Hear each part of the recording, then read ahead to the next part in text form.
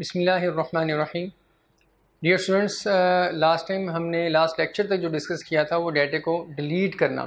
किसी भी सेल में आपने डाटा एंटर कर लिया, फिर एडिट भी कर लिया और फिर उसको डिलीट कैसे करना, ये टेक्निक्स हमने पढ़ी थी। अब नेक्स्ट एक्सेल के अंदर कुछ यूज़फुल फीचर्स हैं जिनको आप यूज़ करके एक्सेल की वर्कशीट में सेल्स के अंदर या डिफरेंट रेंजेस के अंदर डाटा को ऐड कर सकते हैं, क्विकली ऐड कर सकते हैं। एक्सेल के उन फीचर्स को इंशाल्लाह हम लर्न करेंगे जो कि आपके सिलेबस का पार्ट है। नोट्स आपके सामने ओपन है और आपको इसमें हेडिंग नंबर 5 नज़र आ रही है, quickly adding data using Excel built in features. Built in का मतलब ये है जो एक्सेल में पहले से मौजूद हैं, इंस्टॉल्ड हैं और एक्सेल का पार्ट हैं, आप उनको यूज़ करके तो क्विकली डाटा को ऐड कर सकते हैं डिफरेंट सेल्स के अंदर, डिफरेंट रेंजेस के अंदर। तो उसमें सबसे पहला जो फीचर है वो हम देखते हैं, यूजिंग ऑटो कंप्लीट फीचर। ये एक्सेल का बड़ा यूज़फुल फीचर है, ऑटो कंप्लीट। एक्सेल क्या करता है कि अगर आपने किसी सेल के अंदर कुछ डाटा एंटर करना शुरू किया, कुछ मिसाल के तौर पर स्टूडेंट्स के नाम आप एंटर कर रहे हैं और अगर आप कोई ऐसा नाम नीचे आके टाइप करना चाह रहे हैं जो आपने पहले भी ऊपर कहीं एंटर किया हुआ है और आप उसका जस्ट स्टार्टिंग करैक्टर लिखेंगे, स्टार्टिंग करैक्टर जस्ट आप उसका टाइप करेंगे तो एक्सेल आपको फ़ौरन ऑप्शन दे देगा कि क्या ये वही नाम है जो आपने ऊपर टाइप किया हुआ है और उसे आप रिपीट करना चाह रहे हैं, तो आपको उस नाम को कंप्लीट करके शो करवा देगा। और अगर आप उस एंट्री को, एक्सेल की उस सजेशन को एक्सेप्ट करना चाह रहे हैं तो आप एंटर कर देंगे तो वो नाम कंप्लीट जो है वो एंटर हो जाएगा, यानी आपको टाइप नहीं करना पड़ेगा कंप्लीट नाम, जस्ट स्टार्टिंग करैक्टर आप टाइप करेंगे तो आगे वो खुद ही एक्सेल कंप्लीट कर लेगा। इसे कहते हैं auto complete feature of Excel. इसकी एग्जांपल आपके सामने लिखी हुई है और इसके अंदर कुछ नोट्स भी हैं, इसे गो थ्रू करते हैं। यहाँ से ये देखिएगा, if the first few characters that you type in a cell, first few character that you type in a cell match an existing entry in that column. अगर आपने एक सेल में डाटा एंटर करना शुरू किया हुआ है और नीचे आके आप किसी सेल में कोई ऐसे कैरेक्टर टाइप करना शुरू कर देते हैं जो आपने पहले से ऊपर टाइप किया हुआ है, तो आपको कंप्लीट अब उसको लिखने की ज़रूरत नहीं है, बल्कि आप उसका स्टार्टिंग कैरेक्टर जस्ट टाइप करेंगे, एक्सेल उसको कंप्लीट आपके सामने शो कर देगा। अगर आप उसे एक्सेप्ट करना चाहें कर लें, अदरवाइज़ आप अमेंड करना चाहें या कुछ और लिखना चाहें तो वो भी आप कर सकते हैं। Excel automatically enters the remaining characters for you. इसमें देखिएगा नीचे, Excel automatically completes only those entries that contain text or a combination of text and numbers. Entries that contain only numbers, dates or times are not automatically completed. ये autofill का feature जो है वो text के ऊपर apply होता है और डेट्स और टाइम्स वगैरह के ऊपर ये अप्लाई नहीं होता। यानी कोई टाइम अगर आपने पहले से ऊपर टाइप किया हुआ है 9 AM का और वही आप नीचे आके किसी और सेल में 9 AM दोबारा लिखना चाह रहे हैं तो एक्सेल आपको ऑटो कंप्लीट की ऑप्शन शो नहीं करेगा। अब इसकी एग्जांपल ये देखिएगा आपके सामने स्क्रीन पे आपको नज़र आ रहा है। इस पहले कॉलम के अंदर हमने कुछ नाम टाइप किए, अहमद, उस्मान, हैदर, और यहाँ आके हमने जस्ट ए टाइप किया था, अभी सिर्फ ए टाइप किया था। एक्सेल ने खुद रिकॉग्नाइज कर लिया कि आप ऊपर वाले डाटे के अंदर ए से स्टार्ट होने वाला एक नाम पहले से लिख चुके हुए हैं, लिहाजा उसने आपको वो ऑप्शन दे दी। ये जो आपको थोड़ा सा शेडेड सा कलर नज़र आ रहा है ना, ये अभी हमने टाइप नहीं किया, सिर्फ हमने ए टाइप किया था। एक्सेल ने खुद रिकॉग्नाइज कर लिया कि ए से स्टार्ट होने वाला पहले कौन सा डाटा ऊपर आप टाइप कर चुके हैं, उसने वही डाटा आपको यहाँ पे शो करवा दिया हुआ है। अगर आप यही वाला नाम लिखना चाह रहे हैं तो आप इस एंट्री को, एक्सेल की सजेशन को एक्सेप्ट कर लेंगे। एक्सेप्ट करने का तरीका, एंटर प्रेस कर देंगे, अहमद इस सेल में लिखा हुआ आ जाएगा।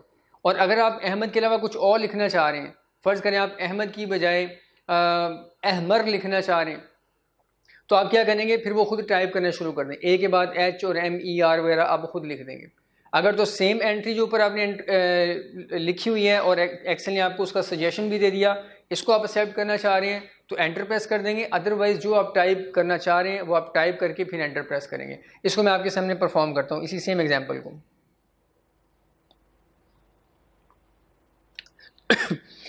ये देखिएगा, यहाँ पे आते हैं, मैंने टाइप किया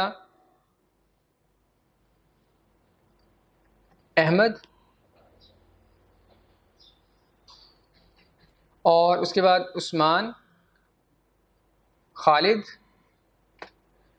अब यहाँ पे इस सेल में आप देखिएगा, इस सेल में मैं आके कुछ डाटा वो टाइप करता हूँ। यहाँ पे 4th सेल में आके मैं ऊपर में जो मैंने नाम एंटर किए हुए हैं उनमें से कोई नाम टाइप करता हूँ। ये मैं स्पेलिंग मिस्टेक है यहाँ पे, ठीक कर लूँ इसे। अब यहाँ फोर्थ सेल में ऊपर जो 3 नाम एंटर किए हुए हैं, इनमें से आप कोई भी नाम नीचे आके दोबारा से टाइप करना चाह रहे हैं, किसी वजह से आपको रेपिटेशन की ज़रूरत है। मिसाल के तौर पर उस्मान है, आप इसे दोबारा लिखना चाह रहे हैं फोर्थ सेल में, तो जस्ट यू टाइप करेंगे, एक्सेल फ़ौरन आपको जो है ना उस्मान की ऑप्शन दे देगा। एक्सेल ने रिकॉग्नाइज कर लिया कि यू से स्टार्ट होने वाला ऊपर जो नाम था, जो आप पहले से भी एंटर कर चुके हुए हैं, वो उस्मान है, आपको उसकी ऑप्शन दे देगा। अगर आप उसे एक्सेप्ट करना चाहें तो एंटर प्रेस कर दें। ये देखिएगा, जैसे मैंने यू टाइप किया तो एक्सेल ने ऑटो कंप्लीट कर दिया, ऑटोमेटिकली उसने इस एंट्री को कंप्लीट कर दिया। लेकिन अब ये फाइनल नहीं है, ये आपके ऊपर डिपेंड करता है, आप इसे एक्सेप्ट करें या रिजेक्ट करें। एक्सेप्ट करने का तरीका एंटर प्रेस कर दें, ये उस्मान इस सेल में स्टोर हो जाएगा। और रिजेक्ट करने का तरीका क्या, आप यू से अगर कोई और नाम लिखना चाह रहे हैं तो वो आप टाइप करते चले जाएं। यू टाइप कर दिया हुआ है और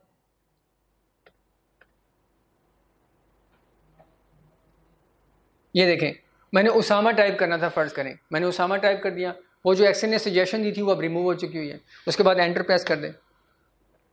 अब एक चीज़ और, अब यहाँ पे आके नीचे मैंने एक नाम और टाइप किया, बाबर। उसके बाद फिर मैं यू से किसी और नाम को यहाँ पे मेंशन करना चाह रहा हूँ, यू से नाम लिखना चाह रहा हूँ। अब मैं यू टाइप करूँगा तो एक्सेल देखिएगा मुझे कुछ सजेशन देता है कि नहीं देता। मैंने यू टाइप किया, यहाँ पे मैंने यू टाइप किया था तो एक्सेल ने मुझे सजेशन फ़ौरन उस्मान की दे दी थी। यहाँ मैंने यू टाइप किया तो एक्सेल ने मुझे अभी तक कोई सजेशन नहीं दी। क्यों, यू से स्टार्ट होने वाले 2 नाम हैं, उस्मान भी है, उसामा भी है, इसलिए एक्सेल को भी समझ नहीं आ रहा वो कि आप क्या चीज़ टाइप करना चाह रहे हैं, उन दोनों में से आप कोई नाम टाइप करना चाह रहे हैं कि नहीं करना चाह रहे। अब जैसे ही मैं अगर एस लिखूंगा तो देखिएगा एस इसमें भी आ रहा है, सेकंड प्लेस पे इसमें भी आ रहा है। अभी भी एक्सेल मुझे कोई सजेशन देने के काबिल नहीं है, वह इस बात को रिकॉग्नाइज नहीं कर पा रहा कि इन दोनों में से कोई नाम मैं लिखना चाह रहा हूँ कि नहीं। ये देखिएगा, एस टाइप किया तो एस भी चूँकि सेकंड पोजीशन पे दोनों में आ रहा है, इसलिए अभी भी एक्सेल ने रिकॉग्नाइज नहीं किया कि आप आया उन दोनों में से कोई एंट्री यहाँ पे मेंशन करना चाह रहे हैं या कोई और डाटा लिखना चाह रहे हैं।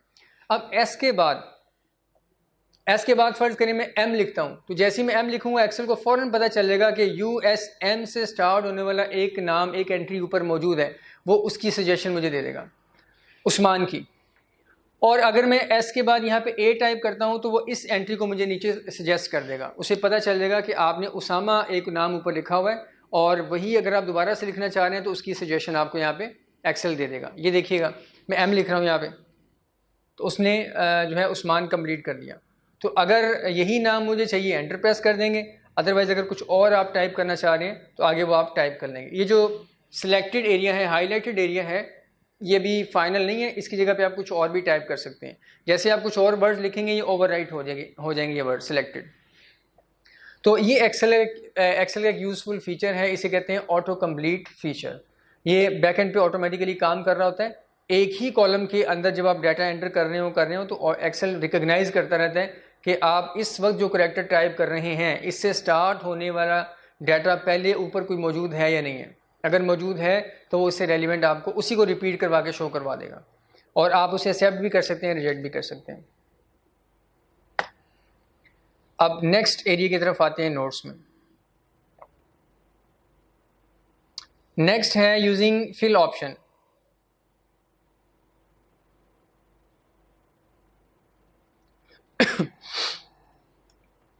यूजिंग फिल ऑप्शन ये भी एक्सेल के अंदर एक यूज़फुल ऑप्शन है।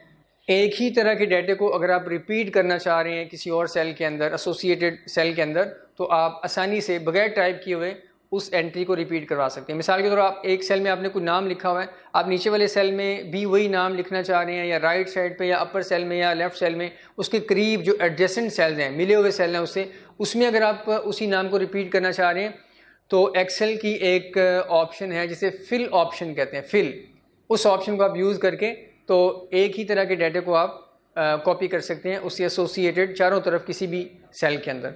इसको हम यूज़ करते हैं। यहाँ पे आते हैं,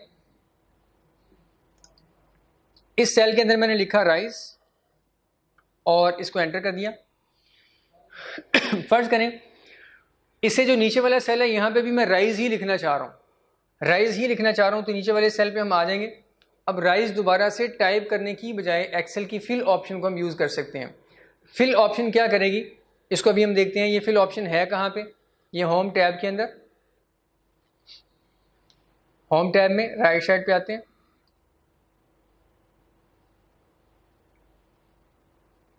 एडिटिंग का ग्रुप, और एडिटिंग के ग्रुप के ऊपर ये आपको ये आइकॉन सा बना हुआ नज़र आ रहा है, डाउन एरो वाला, और इस ऑप्शन का नाम आपके सामने लिखा हुआ फिल। कंटिन्यू अ सीरीज और pattern into neighbouring cells in any direction, तो इसके ऊपर क्लिक करेंगे। अब इसमें ड्रॉप डाउन मेन्यू जो ओपन हुआ है आपके सामने, लिस्ट ओपन हुई है, उसमें देखिए गए 4 ऑप्शन हैं, डाउन, राइट, अप, लेफ्ट। सबसे पहला काम हमने ये करना है कि किसी भी सेल का डाटा जो हम किसी और सेल में कॉपी करना चाह रहे हैं, किसी और सेल में सेम डाटा मेंशन करना चाह रहे हैं, तो आप उससे ओरिजिनल सेल से एसोसिएटेड जो सेल है उस पर क्लिक कर लेंगे, उसे सिलेक्ट कर लेंगे। जैसे यहाँ पे मैंने सेलेक्ट किया हुआ है राइज, इस सेल में लिखा हुआ है, इससे नीचे वाले सेल में मैंने इसी को कॉपी करना है, तो इस सेल को हमने सेलेक्ट कर लिया। ये सेल बिल्कुल साथ वाला सेल होना चाहिए। ऐसा नहीं है कि आपने राइज जो है वो इस वाले सेल में लिखना है तो आप इस पर क्लिक करेंगे, फिर ये ऑप्शन आप यूज़ नहीं कर सकते। ये सिर्फ और सिर्फ ऑप्शन यूज़ होती है एसोसिएटेड सेल्स के लिए, कि जिस सेल में आपने डाटा लिखा हुआ है उससे अटैच जो सेल्स हैं उन्हीं के अंदर आप उसे कॉपी कर सकते हैं। गैप के साथ किसी और सेल में जाके आप उसे कॉपी इन ऑप्शन को यूज़ करके नहीं कर सकते। ऑल्दो के कॉपी पेस्ट के ऑप्शन हैं एक्सेल के अंदर, जो हम बाद में इंशाल्लाह पढ़ेंगे, उनको आप यूज़ करके तो कहीं भी जाके डाटा को कॉपी कर सकते हैं। लेकिन ये जो फिल की ऑप्शन है ये सिर्फ अटैच जो सेल्स होते हैं उनके ऊपर अप्लाई होती है। तो मैंने नीचे वाला सेल सिलेक्ट किया हुआ है। अब मैं बताऊंगा कि हमने जो फिलिंग करनी है वो किस डायरेक्शन में करनी है। जो ओरिजिनल सेल है उसको डाउन वाले सेल में कॉपी करना है या राइट वाले में करना है, अप करना है, लेफ्ट करना है। तो हमारे केस के अंदर जो है हमने डाउनवर्ड कॉपी करना है, ऊपर वाले सेल के डाटे को डाउनवर्ड कॉपी करना है। तो ये जो फर्स्ट ऑप्शन है डाउन वाली, इसे हम यूज़ करेंगे। ये देखिएगा इस ऑप्शन के ऊपर मैं माउस लेके आया हूँ तो साथ फिल डाउन भी लिखा हुआ और साथ इसकी शॉर्टकट की भी लिखी हुई है कंट्रोल डी, यानी ये वाली ऑप्शन आप कंट्रोल डी प्रेस करके भी एक्सरसाइज कर सकते हैं।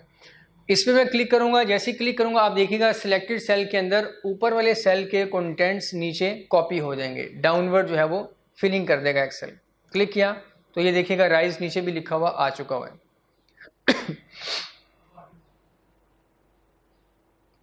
इसी तरीके से आप राइज जो लिखा हुआ है उसको राइट वाले सेल में भी कॉपी कर सकते हैं, अप वाले सेल में भी और लेफ्ट वाले सेल में भी आप फिल कर सकते हैं। ये चारों ऑप्शन यहाँ पे अवेलेबल हैं। इसके लिए आपको रेलिवेंट सेल पहले जो एसोसिएटेड ओरिजिनल सेल से एसोसिएटेड ही होना चाहिए वो आपको सिलेक्ट करना पड़ेगा। इसमें एक चीज़ मैं आपको और बता दूं जो आप अपने पास लिख लीजिएगा, नोट कर लीजिएगा, नोट्स में भी लिखी हुई है वैसे, लेकिन आप अपनी आसानी के लिए इसको मज़ीद अपने वर्ड्स में लिख सकते हैं। अगर आपने किसी भी सेल का डाटा, ये देखिएगा ये राइज जो लिखा हुआ है,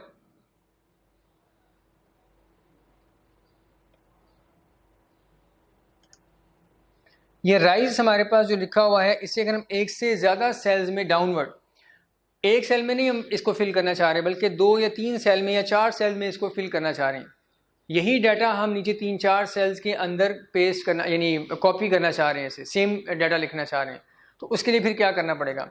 उसके लिए हमें एक से ज़्यादा सेल्स में अगर आपने फिलिंग करनी है तो ओरिजिनल सेल को सिलेक्ट करके और साथ फिर हमें एसोसिएटेड सेल्स को सिलेक्ट करना पड़ेगा। एक सेल में अगर फिलिंग करनी है तो ओरिजिनल सेल को सिलेक्ट करने की ज़रूरत नहीं है, जस्ट आप एक सेल को सिलेक्ट करें और यहाँ से आके जो रेलिवेंट डायरेक्शन वाली ऑप्शन है, डाउन है, राइट है, कोई भी है, वो आप उस पर क्लिक कर देंगे तो उस डायरेक्शन में फिलिंग हो जाएगी। जैसे हमने डाउन वाली ऑप्शन पे क्लिक किया तो ये वाला डाटा डाउनवर्ड सेल में कॉपी कर दिया एक्सेल ने। लेकिन अगर हमने 2 या 3 सेल्स में यानी एक से ज़्यादा सेल्स में इन्हीं कंटेंट्स को कॉपी करना है तो फिर आप सिर्फ अगर यूँ सिलेक्शन करेंगे और डाउन वाली ऑप्शन पे आके क्लिक करेंगे तो वो ऑप्शन काम नहीं करेगी। आपको क्या करना पड़ेगा? ओरिजिनल सेल को साथ सेलेक्ट करना पड़ेगा। ओरिजिनल जो राइज वाला सेल है इसको सेलेक्ट करके फिर साथ एसोसिएटेड एक्स्ट्रा सेल्स जिसमें आप ये राइज कॉपी करना चाह रहे हैं, फिल करना चाह रहे हैं, वो आपको सिलेक्ट करने पड़ेंगे। तो मैंने ओरिजिनल सेल भी सिलेक्ट कर लिया और साथ एक्स्ट्रा सेल्स नीचे वाले जिसमें हमने राइज को जो है वो फिल करना है, सिलेक्ट कर लिए। उसके बाद हम वापस उसी ऑप्शन में आएंगे। देखिएगा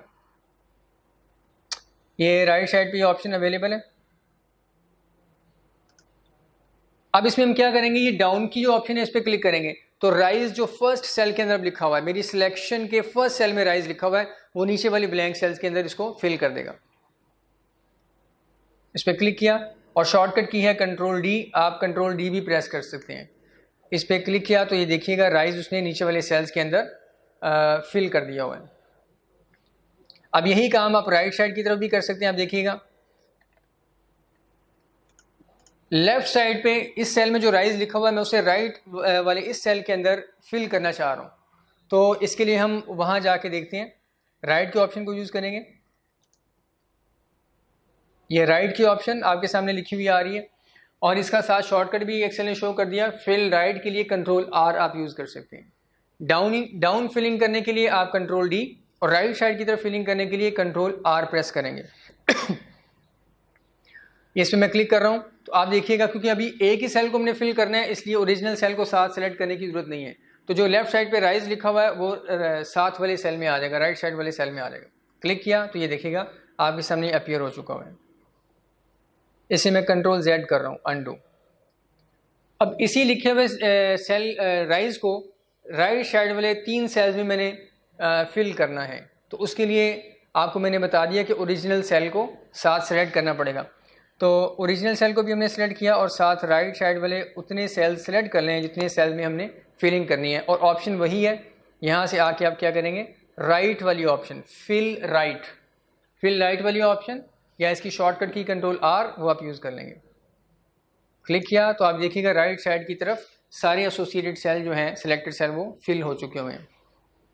इसी तरीके से अपवर्ड भी आप कॉपी कर सकते हैं, फिलिंग कर सकते हैं और लेफ्ट साइड पे भी आप कॉपी कर सकते हैं। ये अपवर्ड वाली और लेफ्ट वाली जो ऑप्शन हैं ये आपको यहीं से आके सिलेक्ट करनी पड़ेंगी, ये देखिएगा। और इन ऑप्शन को यूज़ करने से पहले आपको रेलिवेंट डायरेक्शन के सेल्स, एक सेल है तो सिर्फ एक ही सेल सेलेक्ट कर लें, ज़्यादा सेल्स में कॉपी करना है तो ओरिजिनल सेल के साथ उनको आप सेलेक्ट करेंगे, अपवर्ड भी लेफ्ट साइड पे भी। लेकिन एक बात याद रखिएगा कि ये जो ऑप्शन हैं डाउन और लेफ़्ट, इसकी तो शॉर्टकट कीज़ अवेलेबल हैं।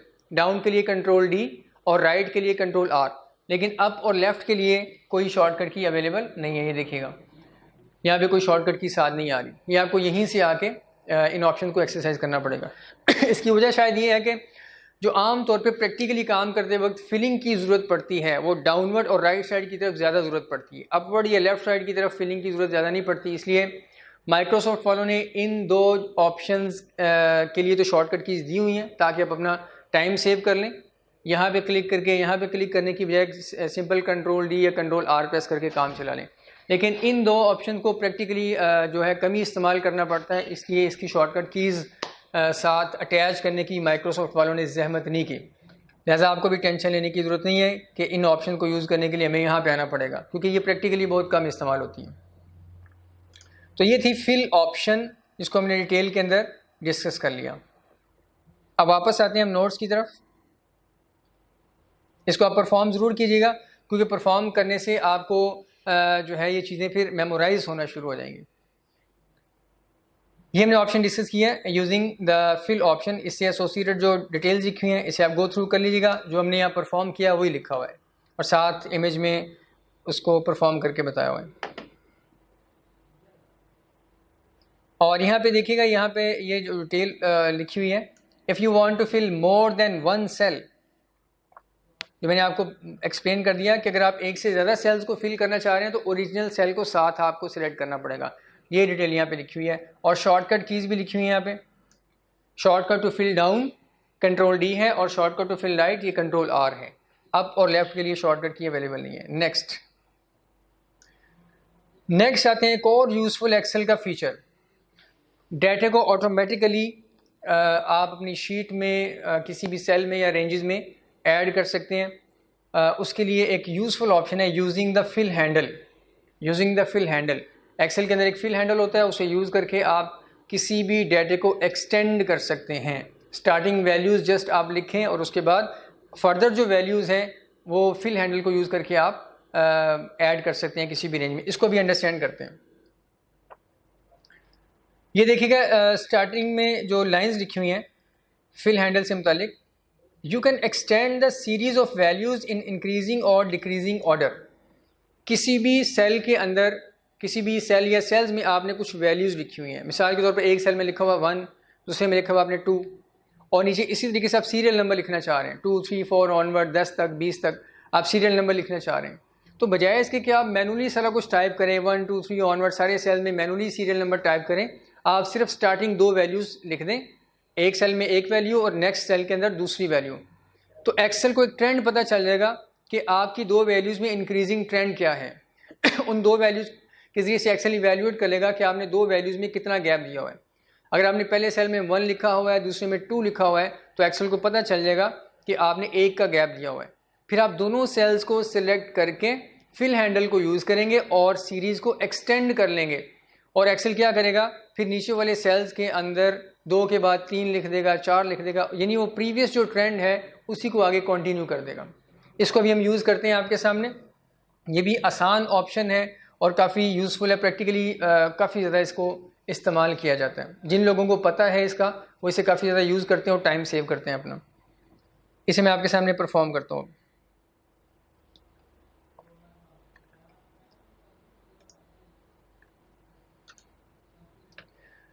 ये देखें, यहाँ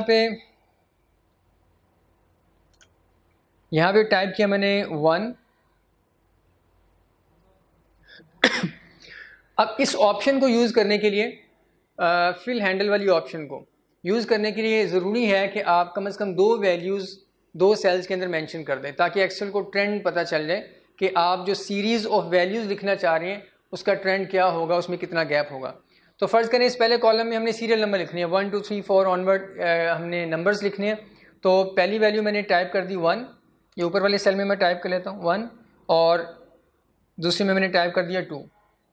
उसके बाद नीचे वाले सेल में 3 4 ऑनवर्ड मैंने टाइपिंग करनी है। तो टाइपिंग जो है उसकी बजाय हम एक्सेल का जो फिल हैंडल है उसे हम यूज़ करेंगे। अभी देखते हैं ये फिल हैंडल होता क्या है। इसके लिए ज़रूरी है कि स्टार्टिंग दो वैल्यूज़ आप सेल्स में टाइप कर दें और टाइप करने के बाद उन दोनों सेल्स को आप सिलेक्ट कर लें। अभी देखिएगा सिलेक्ट कैसे करना है। पहले सेल पे क्लिक किया और उसके बाद सिलेक्शन के लिए भी आप याद रखें, सिलेक्शन के लिए एक से ज़्यादा सेल्स को सिलेक्ट करने में भी बाज़ स्टूडेंट मिस्टेक कर जाते हैं। इसके लिए आपने याद रखना है कि अगर आपने एक से ज़्यादा सेल्स को सिलेक्ट करना है तो पहले सेल पे क्लिक करेंगे और उसके बाद माउस को आपने सेंटर में ही रखना है। इस तरीके से ये प्लस साइन बड़ा सा बना होगा, ये वाली शेप होनी चाहिए सिलेक्शन के लिए। माउस को सेंटर में रखेंगे तो ये शेप होगी। अब यहीं पे आप क्लिक करके डाउनवर्ड ड्रैग करेंगे तो डाउनवर्ड सेल सेलेक्ट होना शुरू हो जाएंगे। राइट साइड की तरफ ड्रैग करेंगे तो राइट साइड वाले सेल सेलेक्ट होना शुरू हो जाएंगे। डायगोनल यूँ ड्रैग करेंगे तो ये ऐसे पूरी ग्रिड जो है, पूरा एक जो रेक्टेंगल है सेल्स का, वो सिलेक्ट होना शुरू हो जाएगा। ये ज़रूरी है ये जानना कि माउस की शेप यूँ होनी चाहिए, ये सिलेक्शन की शेप है। अब मैं आपको थोड़ा सा मज़ीद क्लियर कर दूं कि माउस की पोजीशन थोड़ी सी आप चेंज करेंगे तो इसकी शेप भी चेंज हो जाएगी, और शेप चेंज होगी तो उसका फंक्शन भी चेंज हो जाएगा। ये ज़रा स्क्रीन की तरफ देखिएगा, माउस को मैं लेके आ रहा हूँ सेल के लोअर बॉर्डर के ऊपर। लोअर बॉर्डर के ऊपर जैसे ही आएगा आप देखें इसकी शेप चेंज होगी हुई है। अगर यहाँ पे क्लिक करके ड्रैग करेंगे तो सिलेक्शन नहीं होगी, कुछ और हो जाएगा। वो कुछ और क्या होगा, एक्सेल इस सेल को यहाँ से कट करके उधर जाके पेस्ट कर देगा जहाँ आप जाके अपने माउस बटन को रिलीज़ करेंगे। तो इसलिए इस शेप के साथ आपने ड्रैगिंग नहीं करनी।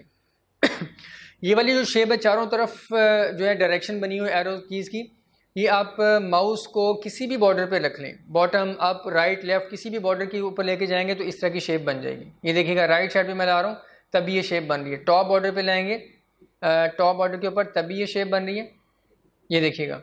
और थोड़ा सा ऊपर कॉलम की तरफ चले जाएंगे तो वो कॉलम को सिलेक्ट करने की जो है शेप बन रही है। इसी तरीके से लेफ़्ट साइड पे भी ये शेप बनेगी ऐसे। अब मैं आपको बताऊं कि फिल हैंडल किसे कहते हैं। ये जो आपने सेल सेलेक्ट किया हुआ है, सिंगल सेल या ज़्यादा सेल सेलेक्ट किए हुए हैं, इसके राइट लोअर कॉर्नर पे छोटा सा जो बॉक्स नज़र आ रहा है, इसे हम कहते हैं फिल हैंडल।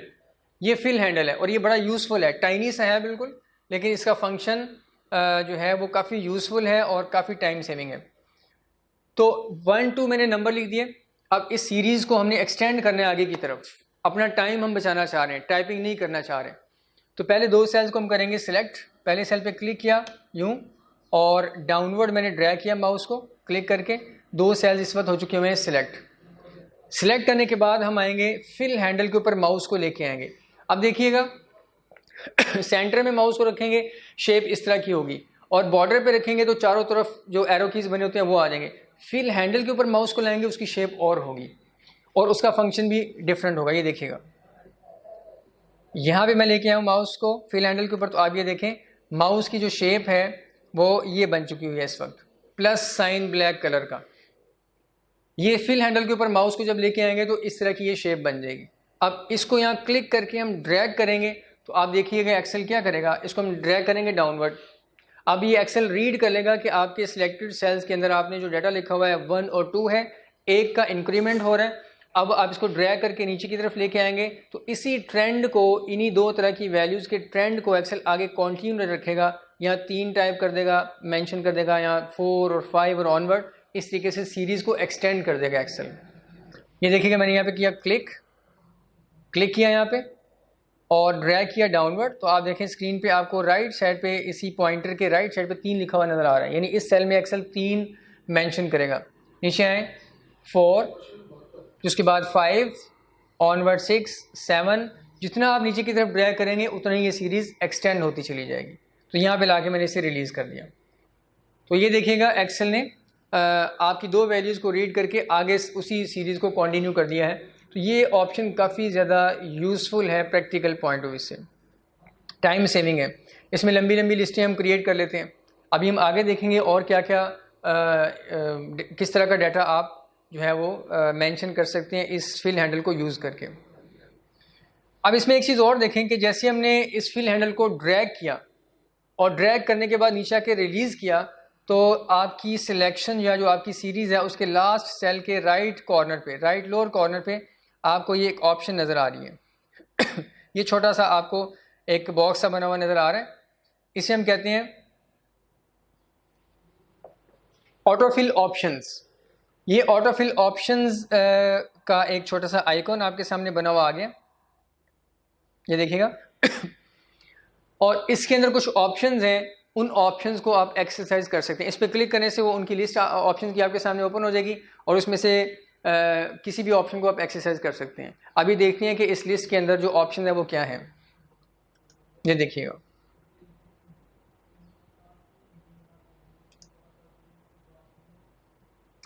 अभी इसमें आपको जो ऑप्शन नज़र आ रही हैं उसमें फिल सीरीज़ वाली ऑप्शन सिलेक्टेड है और बाय डिफ़ॉल्ट ये सिलेक्टेड होती है। फिल सीरीज़ का मतलब क्या कि आपने ऊपर वाली 2 वैल्यूज़ को सिलेक्ट करके ड्रैगिंग की है तो एक्सेल ने क्या किया, उसी सीरीज़ को आगे कंटिन्यू कर दिया है और पूरी रेंज को उस सीरीज़ से फिल कर दिया है। बाय डिफ़ॉल्ट एक्सेल यही करेगा जब आप फिल हैंडल को ड्रैग करेंगे, इसलिए ये ऑप्शन सिलेक्टेड है। अगर मैं इस ऑप्शन की बजाय यहाँ पे क्लिक कर दूँ, कॉपी सेल्स, पहले वाली ऑप्शन पे क्लिक कर दूँ तो क्या होगा, फर्स्ट 2 सेल्स जिसमें 1 और 2 लिखा हुआ है, एक्सेल क्या करेगा, उन्हीं 2 सेल्स का डाटा नीचे वाले सेल्स के अंदर जितने भी आप नीचे वाले सेल्स पे ड्रैगिंग करेंगे उनमें कॉपी कर देगा। सीरीज़ को एक्सटेंड नहीं करेगा, 1 2 को 3 4 5 6 नहीं करेगा, बल्कि क्या करेगा 1 2 को नीचे कॉपी करेगा, यानी नीचे वाले सेल में भी 1 2 आ जाएगा, उससे नीचे भी 1 2 आ जाएगा, उससे नीचे भी 1 2 आ जाएगा। जितना आप ड्रैग करते चले जाएंगे उतना एक्सेल ओरिजिनल सेल्स के डाटा को कॉपी करता चला जाएगा। अभी मैं आपके सामने इस ऑप्शन को क्लिक करता हूँ, आप देखिएगा ऊपर जो सीरीज़ फिल हुई है, फिल सीरीज़ वाली ऑप्शन जो अप्लाई हुई है वो चेंज होके कॉपी वाली ऑप्शन अप्लाई हो जाएगी। मैं इस पहली ऑप्शन को क्लिक करने जा रहा हूँ, क्लिक किया, आप ऊपर देखें आपको यहाँ पे नज़र आ रहा है कि एक्सेल ने क्या किया, फर्स्ट 2 सेल्स को ही आगे कॉपी कर दिया, 1 2 को यहाँ कॉपी कर दिया, 1 2 1 2 और 1। अगर हम आगे ड्रैगिंग करते तो इधर भी 2 आ जाता, फिर 1 2 इस तरीके से ऑनवर्ड चलता रहता। तो अगर आप ओरिजिनल सेल्स को कॉपी पेस्ट करना चाह रहे हैं, उन्हीं सेल्स को नीचे वाले सेल्स के अंदर रिपीटेडली कॉपी करना चाह रहे हैं, तो फिर आप क्या करेंगे, यहाँ से आके ऑटोफिल ऑप्शन में फर्स्ट ऑप्शन को, कॉपी सेल्स वाली ऑप्शन को क्लिक कर देंगे तो कॉपी पेस्ट हो जाएगा। उसके बाद ये थर्ड ऑप्शन है fill formatting only. Fill formatting only, इस ऑप्शन पे क्लिक करने से क्या होगा, ये थर्ड ऑप्शन है, इस ऑप्शन पे क्लिक करने से क्या होगा, अगर आपने पहले 2 सेल्स जो सेलेक्ट किए हैं और जिनको सेलेक्ट करके आप ड्रैगिंग कर रहे हैं, इनके ऊपर आपने कोई फॉर्मेट अप्लाई किया हुआ है, कोई कलर अप्लाई किया हुआ है और आप चाहते हैं कि मैं इसको ड्रैग करूं जब फिल हैंडल को, तो नीचे वाले सेल्स में ऊपर वाले 2 सेल्स जो हैं उनका डाटा कॉपी ना हो, डाटा जो लिखा हुआ है उसके अकॉर्डिंगली सीरीज़ एक्सटेंड ना हो, सिर्फ उन पे जो मैंने फॉर्मेटिंग अप्लाई की हुई है, जो कलर्स अप्लाई किए हुए हैं, सिर्फ वो नीचे वाले सेल्स पे अप्लाई हो जाए। तो फिर आप क्या करें, इस ऑप्शन को यूज़ कर लें, फिल फॉर्मेटिंग ओनली, नाम से ही जाहिर हो रहा है। इसको मैं आपके सामने परफॉर्म करता हूँ। अभी हमने चूंकि ऊपर वाले 2 सेल्स में कोई फॉर्मेटिंग अप्लाई नहीं की, मैं पहले फॉर्मेटिंग अप्लाई करूँगा, फिर दोबारा फिल हैंडल को ड्रैग करके इस ऑप्शन को यूज़ करूँगा।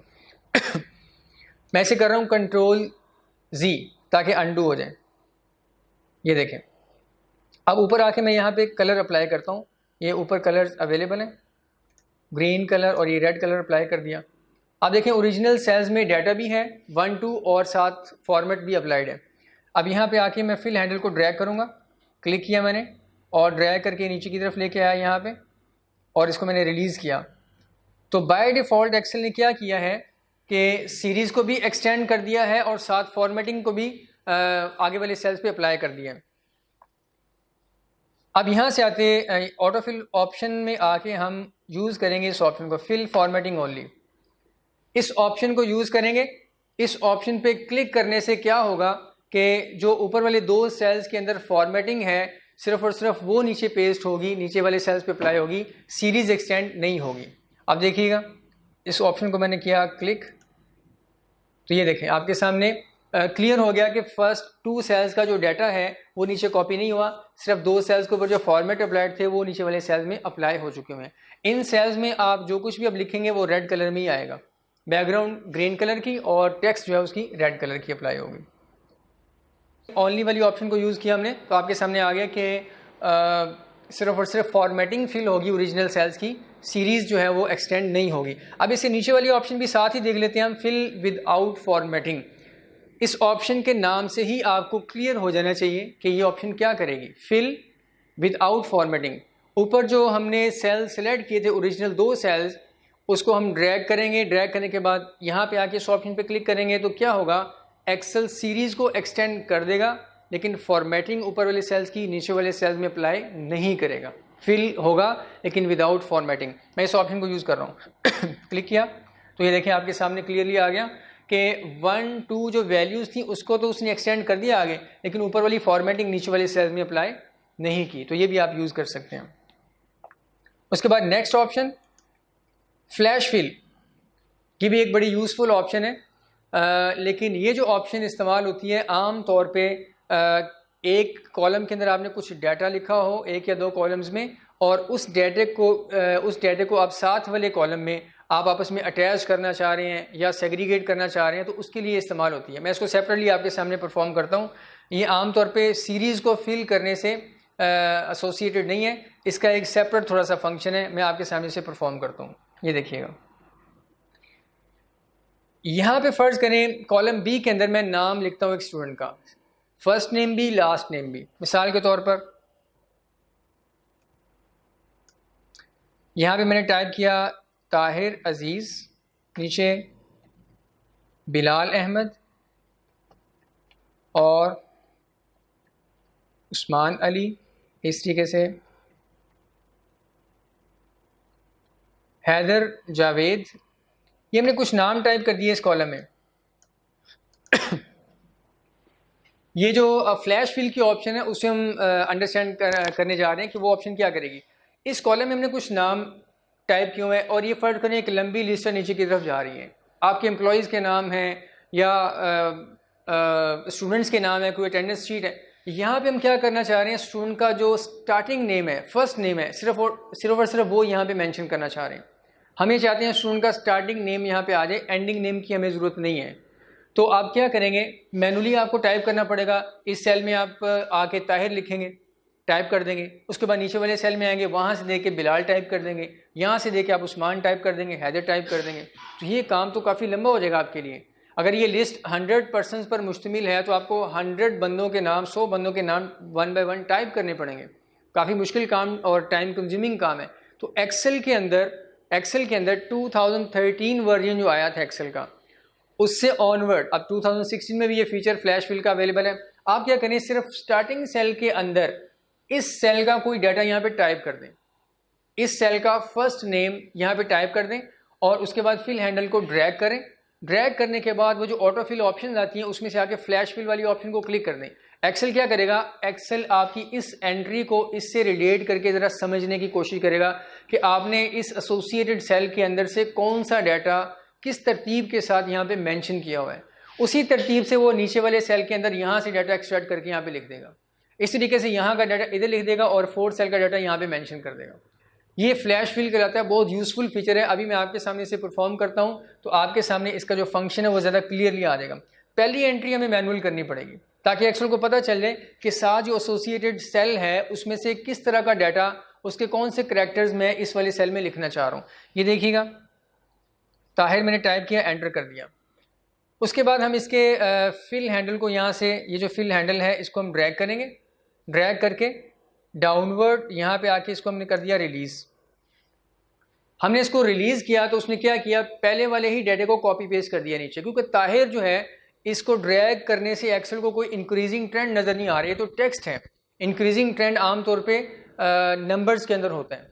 दो वैल्यूज़ लिखी आपने, फिर आपने फिल हैंडल को ड्रैग किया, एक्सेल दोनों के ट्रेंड को देख के उसी सीरीज़ को फिल कर देगा, एक्सटेंड कर देगा।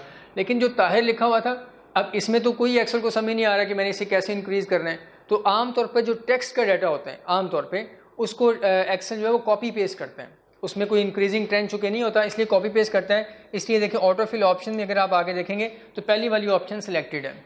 एक्सेल ने क्या किया है, कॉपी कर दिया सेल्स को।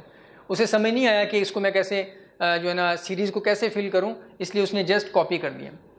अब मैं आके फ्लैश फिल वाली ऑप्शन यूज़ करूँगा। फ्लैश फिल वाली ऑप्शन को जैसे मैं क्लिक करूँगा तो आप देखिएगा कि एक्सेल क्या करता है इस डाटे के साथ।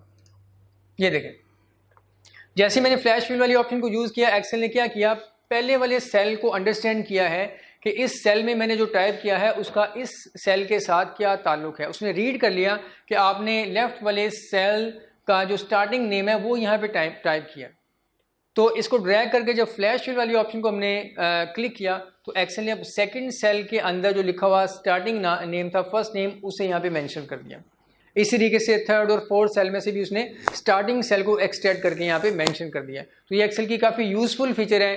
किसी भी कॉलम के अंदर लिखे हुए डाटे में से कोई ख़ास किस्म का डाटा, स्टार्टिंग वाला, एंडिंग वाला, या किसी खास करैक्टर से ऑनवर्ड, किसी खास करैक्टर से बैकवर्ड, आप कोई डाटा साथ वाले कॉलम में लिखना चाह रहे हैं तो स्टार्टिंग एक सेल में लिख दें, उसके बाद उसको ड्रैग करके फ्लैश फिल कर दें। एक्सेल खुद ही फिर इवेल्यूएट कर लेगा कि आपने पहले सेल के अंदर जो डाटा है वो किस पैटर्न के हिसाब से एक्सट्रैक्ट किया है और फिर वो उस सीरीज़ को उसी तरीके से फिल कर देगा। ये फ्लैश फिल कहलाती है, काफ़ी यूज़फुल ऑप्शन है एक्सेल की है।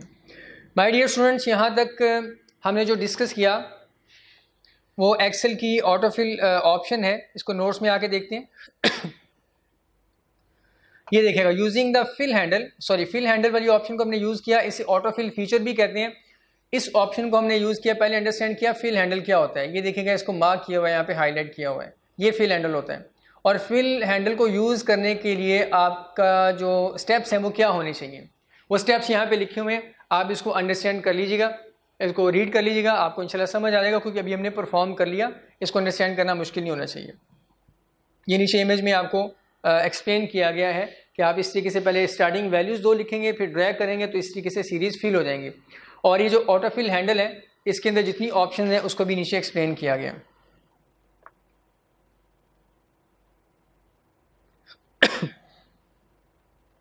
यहाँ पे एक डिस्कशन है, ये वाली याद रखें। ऑटो फिल जो है, ये वाली फिल ऑप्शन, फिल हैंडल को यूज़ करके ड्रैग करने वाली ऑप्शन आप डाउनवर्ड भी यूज़ कर सकते हैं, अपवर्ड भी यूज़ कर सकते हैं, राइट साइड की तरफ भी आप ड्रैगिंग कर सकते हैं और लेफ्ट साइड की तरफ भी आप ड्रैगिंग कर सकते हैं। चारों डायरेक्शन में फिल हैंडल को आप ड्रैग कर सकते हैं, उसी डायरेक्शन में सीरीज़ फिल हो जाएंगी। अगर आपने कॉलम वाइज सीरीज़ बनानी है, स्टार्टिंग वैल्यूज़ 2 सेल में लिखेंगे, एक ऊपर वाले सेल में, नीचे वाले सेल में फिल हैंडल को ड्रैग कर लेंगे। अगर आपने रो वाइज सीरीज़ कोई बनानी है तो स्टार्टिंग वैल्यू एक सेल में लिखेंगे, फिर साथ वाले राइट सेल में दूसरी वैल्यू लिखेंगे और सिलेक्ट करने के बाद फिल हैंडल को ड्रैग करेंगे राइट साइड की तरफ, तो वो सीरीज़ राइट साइड की तरफ एक्सटेंड हो जाएगी।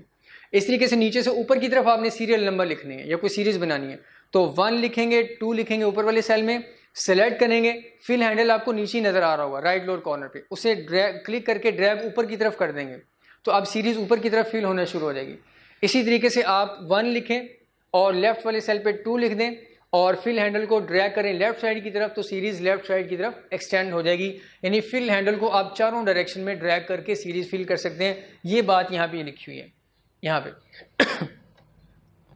नेक्स्ट एक टेबल बना हुआ है, इस टेबल में आपको ये बताया गया है कि आप किसी भी सेल में या कुछ सेल्स के अंदर स्टार्टिंग वैल्यूज़ क्या लिखेंगे और स्टार्टिंग वैल्यूज़ लिखने के बाद जब आप उसको सिलेक्ट करके फिल हैंडल को ड्रैग करेंगे तो आगे एक्सटेंडेड सीरीज़ क्या बनेगी। ये देखिएगा, अगर आप 1 2 3 3 सेल्स में 1 2 3 लिखते हैं 1 2 3 और फिल हैंडल को ड्रैग करेंगे तो सीरीज़ यूँ एक्सटेंड होगी, 4, 5, 6 ऑनवर्ड डाटा आना शुरू हो जाएगा। लेकिन कुछ डाटा इस तरह का भी है कि उसमें आपको 2 वैल्यूज़ मेंशन नहीं करनी पड़ती, आप सिर्फ और सिर्फ एक वैल्यू लिखें और फिल हैंडल को ड्रैग कर दें, एक्सेल खुद ही उस वैल्यू को समझते हुए सीरीज़ को एक्सटेंड कर देगा। इसकी एग्जांपल यहाँ पे देखिएगा, आपने लिखा हुआ है 9, टाइम लिखा हुआ है, टाइम लिखा हुआ है 9 AM या PM, जो भी आप साथ वो भी लगा सकते हैं। और 9 लिखने के बाद आप सिंपल फिल हैंडल को ड्रैग करें, फिल हैंडल को क्लिक करें और ड्रैग कर लें। एक्सेल खुद ही ऑर्ड्स में इंक्रीज करता चला जाएगा, एक एक घंटे का गैप देके इन ऑर्ड्स इंक्रीज कर देगा। नेक्स्ट सेल में 10 आ जाएगा, फिर 11, फिर 12 आ जाएगा। इसको मैं आपके सामने परफॉर्म करता हूँ। ये देखिएगा, यहाँ पे हम टाइप करते हैं 9 AM PM। अगर आप लिखना चाहें तो वो भी लिख सकते हैं, मैं यहाँ पे AM लिख देता हूँ, एंटर किया। अब मैंने सिर्फ और सिर्फ एक वैल्यू लिखी है, दूसरी वैल्यू मैंने साथ कोई मेंशन नहीं की, तो टाइम को एक्सेल जो है वो जब इंक्रीज करेगा ऑर्ड्स का इंक्रीज लेके आएगा, 1 घंटे का इंक्रीज लेके आएगा। फिल हैंडल पे मैंने क्लिक किया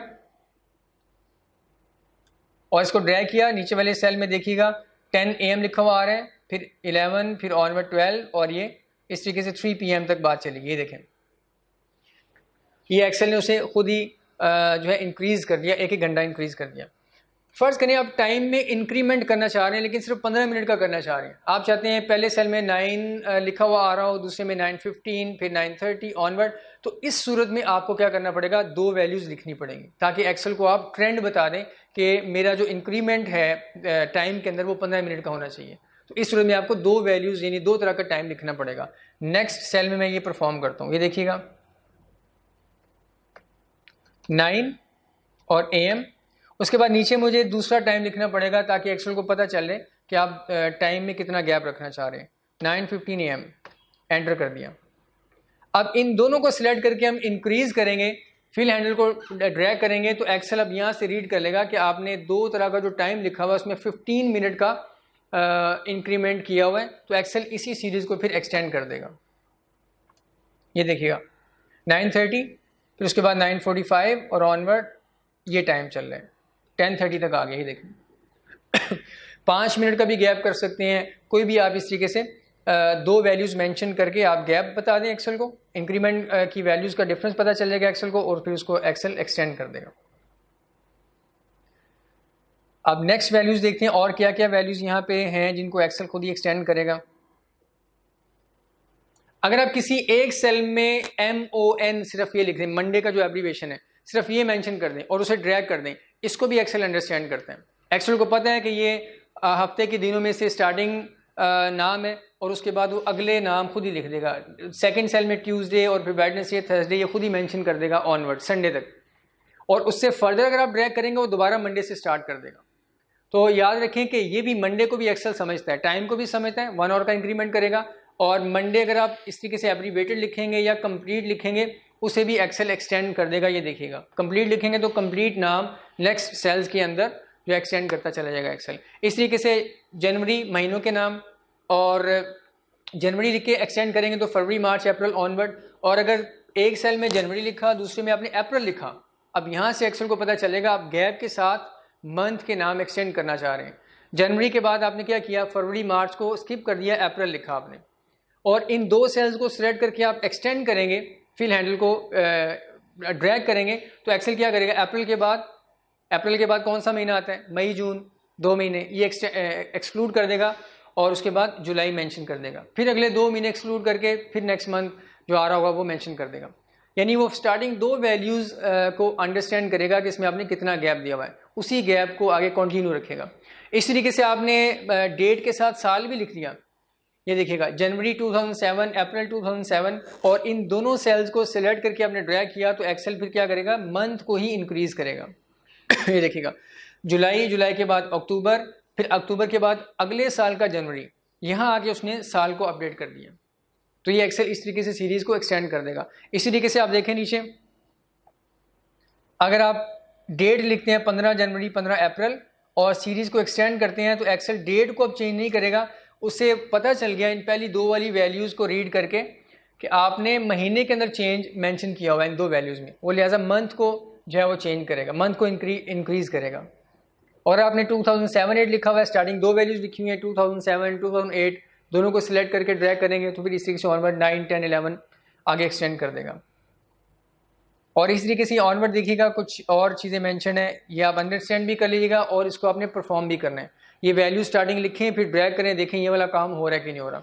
एक चीज़ ये दिखेगा Q3 QTR stands for quarter. साल में 4 क्वार्टर होते हैं, 3 माह का एक क्वार्टर होता है, जनवरी फरवरी मार्च ये फर्स्ट क्वार्टर है, और इससे आगे 3 महीने ये सेकेंड क्वार्टर है, फिर थर्ड और फोर्थ क्वार्टर। तो अगर आपने किसी भी सेल में Q1 लिखा है, QTR, ये स्पेलिंग ठीक होनी चाहिए, QTR1, और सिर्फ इसी सिंगल सेल को आप ड्रैग करेंगे तो एक्सेल को पता है, एक्सेल इन वर्ड्स को समझता है, QTR से क्वार्टर मुराद है और साल में 4 क्वार्टर होते हैं। तो QTR1 लिख के आप ड्रैग करेंगे तो Q2 Q3 Q4 कर देगा। फर्दर आप ड्रैग करेंगे फिर वो Q1 से स्टार्ट कर देगा, क्योंकि एक्सेल को पता है कि साल में 4 ही क्वार्टर होते हैं। और अगर आप कंप्लीट लिखें, Q3 कंप्लीट लिख लें या जस्ट Q3 लिख दें, ये 3 तरह से जो है ना, तीनों तरह से ठीक है। आप